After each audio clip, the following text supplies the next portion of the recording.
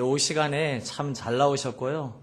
부족한 종음의 입술을 통해서 다시 한번 대언되어지는 주의 말씀이 소원하기는 주의 권능 가운데 떨어지는 시간 되길 원합니다.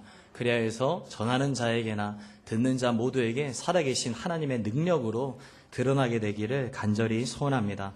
오늘 함께 보게 되는 이 본문은요, 골로새서 4장입니다. 특별히 골로새서 4장은 이 땅에서 살아가고 있는 그리스도인들의 거룩한 삶의 실천적인 권면에 대해서 다루고 있는 부분인데요. 오늘 함께 읽은 4장 2절 이 한 구절은 그 실천적 권면의 첫 번째 것을 제시해주고 있습니다. 그것이 바로 무엇인가 하니까 바로 기도입니다.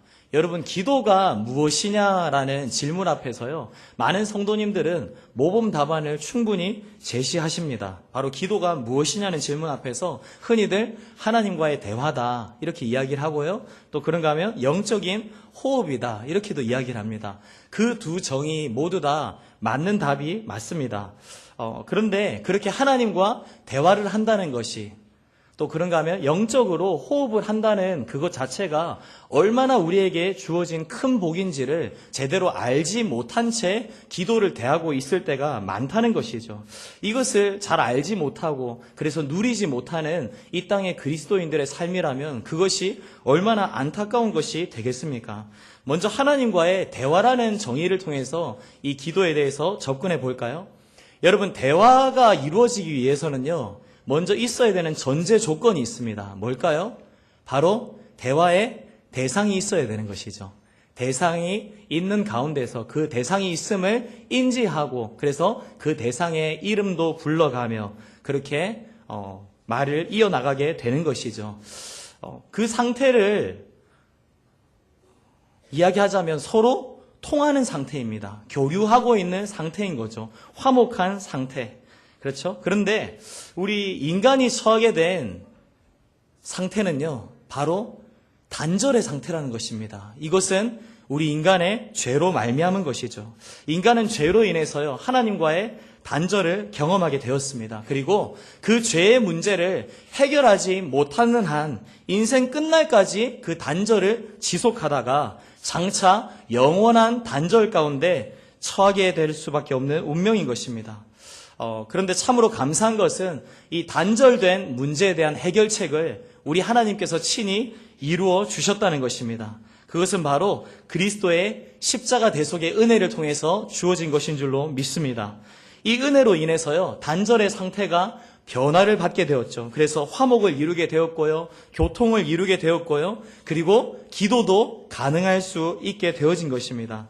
그러면 이 대속의 은혜로 말미암아 하나님과의 단절을 벗어버리고 하나님과 교통하게 되는 이 복에 참여하는 것이 누구에게나 다 가능한 것인가? 물론 이 은혜가요, 모든 사람에게 열려져 있는 것이기는 합니다. 그런데요, 이것이 모든 사람에게 주어지지는 않았다.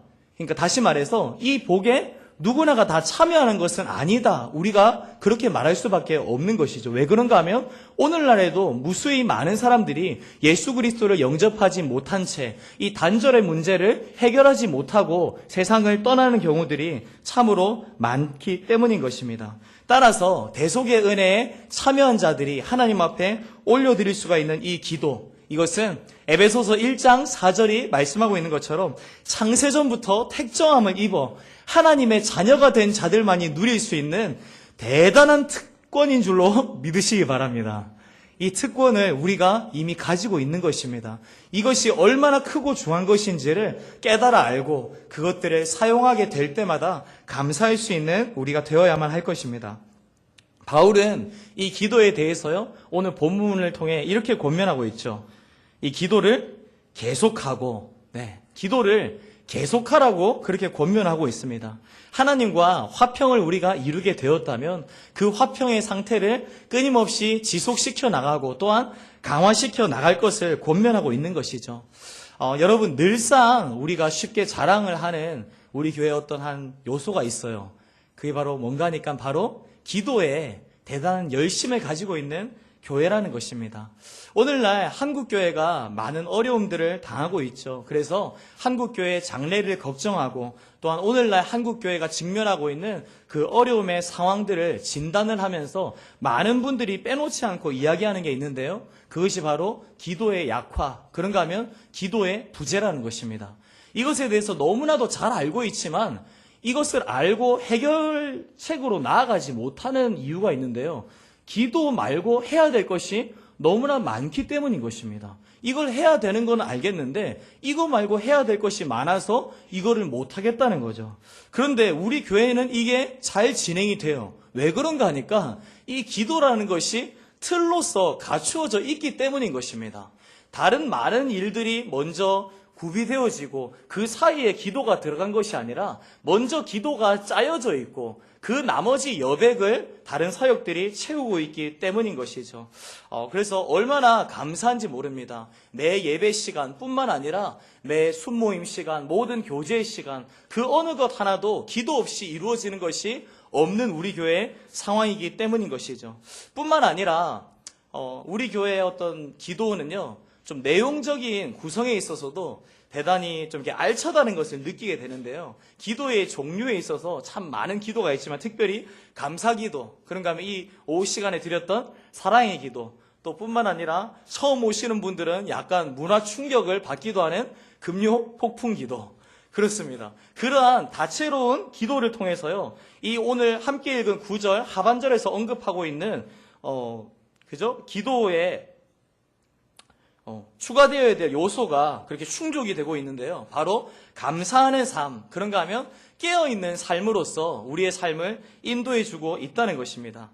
사랑하는 여러분, 오늘날 대한민국에서 정말 찾기 힘든 교회, 드문 교회, 참 좋은 사랑제일교회에서 신앙생활하고 있음을 깨닫고 감사하시는 저와 여러분들 되시길 주님의 이름으로 축원합니다.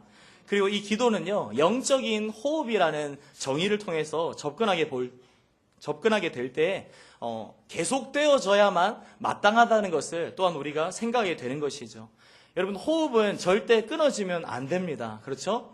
호흡이 끊어지면 생명이 끊어지는 것이기 때문이죠. 호흡이 끊어지면 반드시 죽는 것입니다. 그래서 이것은 지속되어야 되고 그렇게 계속 유지되어야 하는 것입니다.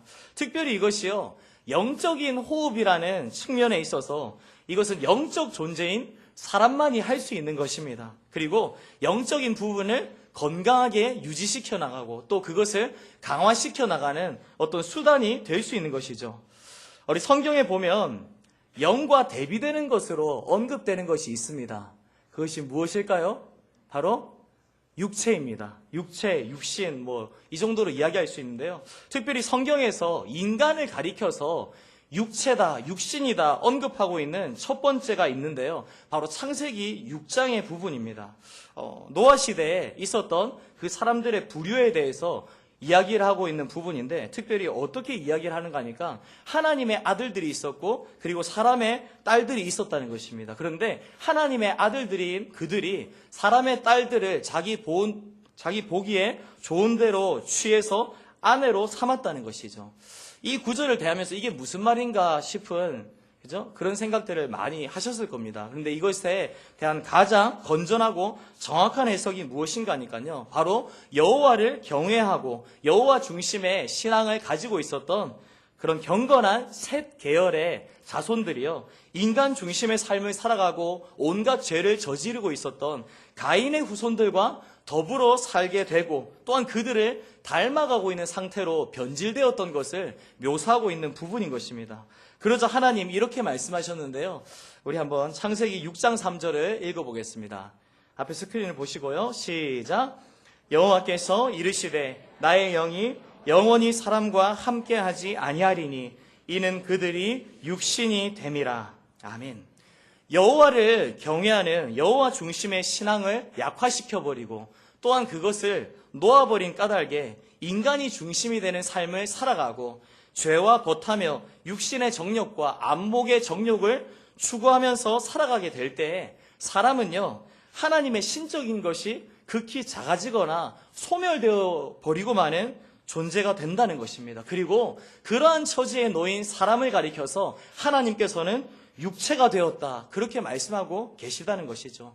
죄와 벗하고 죄와 너무도 친밀하여 버린 까닭에 하나님의 생기가 사라져버린 그들이 바로 육체적 사람인 것입니다.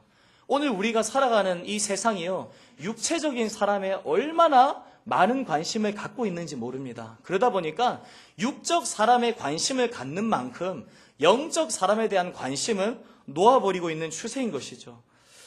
그런데요, 이러한 역사의 마지막 때에 우리 하나님께서는 또 어떤 약속을 주셨는가 하니까요, 바로 육체의 사람이 넘치게 되는 이 시대 가운데서 우리 하나님의 은혜로 말미암는 강권적인 복을 주시겠다고 했는데, 그 약속의 말씀을 한번 읽어보겠습니다. 우리 요엘서 2장 28절 말씀 함께 읽겠습니다. 시작.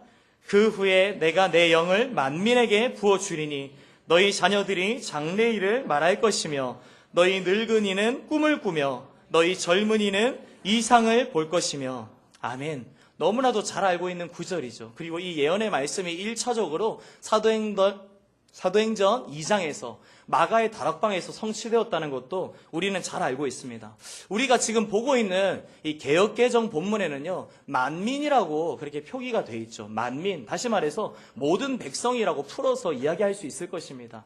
그런데 이 백성에 해당되는 것, 민에 해당되는 것이요, 히브리어 원문으로 조금 더 정확하게 접근하면 바로 바사르라는 단어로 표현이 되어 있는데요. 이 바사르란 단어는 다름 아닌 조금 전에 살펴봤던 창세기 6장에서 하나님께서 그들을 향해서 육체라고 하실 때 그 육체에 해당된 단어라는 것입니다. 따라서 하나님의 은혜를 완전히 떠나버리게 되어서 육적인 사람이 되어진 그 시대에 있는 사람들, 그들이 바로 오늘 요엘서에 등장하는 만민이었던 것이죠. 그런데 이 만민들에게 여호와의 영이 부어지는 날을 우리 하나님 주시겠다 말씀하셨다는 것입니다. 그리고 그 영이 부어지게 될 때 어떤 일이 일어나게 될 것을 말씀하셨습니까? 바로 장래일을 말하게 될 것이라고 했고요. 그런가 하면 꿈을 꾸게 되고 이상을 보게 될 것이다. 그렇게 이야기를 했습니다. 오늘도 찬양을 했지만 자녀들은 예언할 것이요, 청년들은 환상을 보고 아비들은 꿈을 꾸리라. 바로 그 가사 그대로입니다. 그런데 이것을 간략히 설명해 보자면 어떤 일이 일어나게 될 것이라고 한 것인가 하니까요, 육체 일만 버리다가 허망하게 그렇게 썩어 없어질 수밖에 없는 자들이 이 세상 역사 가운데서 하나님의 일들을 미리 바라보고 그것이 어떻게 진행되어질 것임을 알기 때문에 준비할 수 있는 자들로서 세워지게 된다는 것이죠. 그래서 앞으로 맞이하게 될 날들에 내가 감당해야 될 일이 무엇인지, 그런가 하면 내가 세워져야 할 위치가 어딘지를 미리 깨달아 알고 그것을 준비하고 그렇게 준비된 대로 하나님의 때에 쓰임받게 되는 복을 누리게 된다는 것입니다. 소원하기는요, 이 복에 저와 여러분들 뿐만 아니라 우리의 자녀 손들 모두가 참여할 수 있기를 주님의 이름으로 축원합니다. 그런데 이 복에 아무나 참여하는가? 절대 그렇지 않습니다. 요엘서의 그 단락 안에서 다시 한번 어떤 자들이 그 범주 안에 들게 될 것인가, 그들의 특징을 찾아보면요, 그들은 바로 여호와의 이름을 부르는 자들이라는 것입니다. 누구라고요? 여호와의 이름을 부르는 자들. 주의 이름으로 소원합니다. 교회에서 계속해서 활발히 진행되고 있는 모든 기도회에 적극적으로 참여하셔서 여호와의 이름을 부르는 자의 반열을 지키실 수 있는 저와 여러분들 되시길 원합니다. 또한 큰 기도의 축복 성회가 우리에게 다가오고 있는 중에 있습니다. 새 성령 축복 성회이죠. 이 귀한 성회의 현장, 기도의 현장 가운데서 남다른 마음가짐으로 준비할 수 있는 우리가 되었으면 좋겠고요. 또한 참여 매 시간마다 열심히 하시는 성도님들이 되셔서 마지막 때 우리 하나님 반드시 부어주시겠다 약속하신 여호와의 영의 부어짐을 크게 경험하는 귀하고 복된 인생들 다 되시기에 주님의 이름으로 축원합니다.